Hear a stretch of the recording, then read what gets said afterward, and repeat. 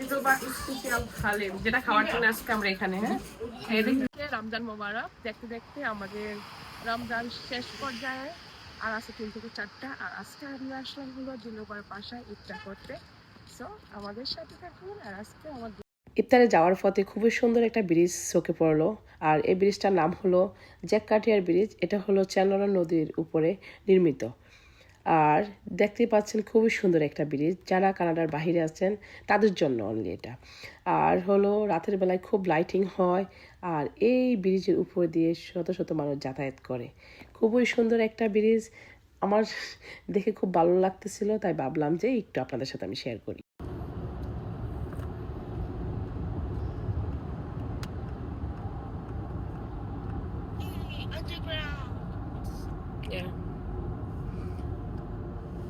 দিলরবার বাসায় যেতে একটা আন্ডারগ্রাউন্ড, দুইটা আন্ডারগ্রাউন্ড পড়ে না, দুইটা আন্ডারগ্রাউন্ড পড়ে। সো একটা পাস করে আর ওটাতে আমরা দিয়ে যাচ্ছি।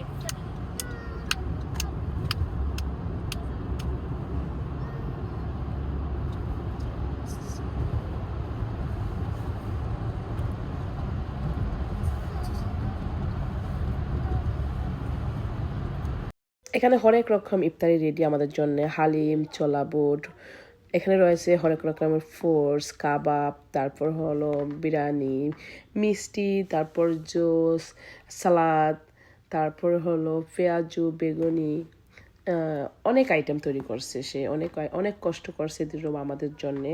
যেহেতু ইফতারের সময়, তাই বেশি কথা না বলে এখন আমরা ইফতার। দিলরুবার হাতের স্পেশাল হালিম আপু সবাইকে দিচ্ছে। হালিম হালিম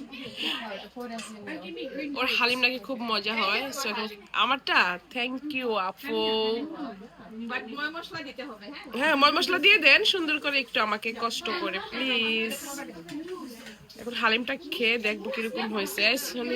কিছু বলো, বলো নাও, নিয়ে খাইয়ে বলো কেমন হয়েছে। হ্যাঁ, হালিমটা খেয়ে দেখাচ্ছি। হ্যাঁ, স্পেশাল হালিম যেটা খাওয়ার জন্য আজকে আমরা এখানে। হ্যাঁ, খেয়ে দেখি কিরকম।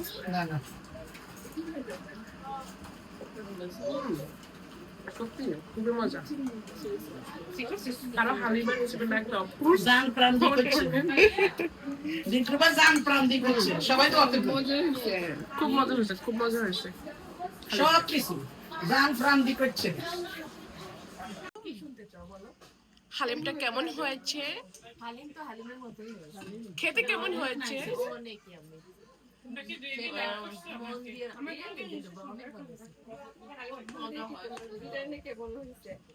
কল্পনা, তোমার বিরিয়ানি কেমন হয়েছে খায়া বলো।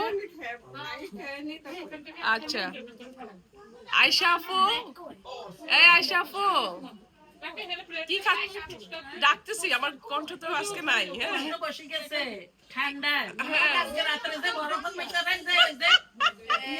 আন্টি, ওই আন্টি